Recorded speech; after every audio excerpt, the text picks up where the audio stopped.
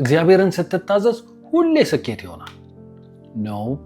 ዘጸአት ምዕራፍ 17 ምን ይላል መሰላችሁ? እስራኤላውያን ከግብጽ ምድር ከወጡ ከ2 ወር በኋላ ነው ይህ ታሪክ። የእስራኤልም ልጆች ማህበር ሁሉ እግዚአብሔር እንዳዘዘ ማን እንዳዘዘ? እግዚአብሔር እንዳዘዘ ከሲና ምድረ በዳ ሊጓዙ ተነሱ። ህዝቡም ይጠጡ ዘንድ ውሃ አልነበረም። እግዚአብሔር ራሱ አዟቸው ከዚህ ቦታ ውጡና ወደ ሌላ ቦታ ሂዱ ብሏቸው ታዘው ከወጡ በኋላ እዛ ስፍራ ሲደርሱ የሚጠጣ ውሃ የለም። በረሃ ውስጥ ልትገለን ነው፣ እዛው ግብጽ በቀረን፣ ሽንኩርታችንን በበላን፣ እዛው በኖርም ብለው በእግዚአብሔር አጉረመረሙ። አንዳንድ ጊዜ እግዚአብሔር አውቆ ራሱ በሚያዘን መንገድ እንሄድና ነገሮች እንዳሰብናቸው የማይሆኑበት ጊዜ አለ። ምን እናድርግ? እግዚአብሔር ሆይ አንተን ታምኜ ነው የወጣሁት፣ ቃልህን አምኜ ነው የወጣሁት፣ እንደ ሐሳብን የወጣሁት፣ አንተ በገባሁበት ነገር መፍትሄን አምጣ እንበል እንጂ አምላኬም ብዬ አንተን ታምኜ እንዲያረከኝ ብለን ማጉረምረም ይቅርብ። እግዚአብሔርን ታምነህ ቢዝነስ ጀምረህ ቢዝነሱ እንዳሰብከው ላይሆን ይችላል። በዚህ ጊዜ ታጉረመርማለህ ወይስ ኮራፕሽን ውስጥ ትገባለህ? ለትዳር ዝግጁ ሆነሽ እግዚአብሔርን የሚፈራ ወንድ አተሽ ኮምፕሮማይዝ ታደርጊያለሽ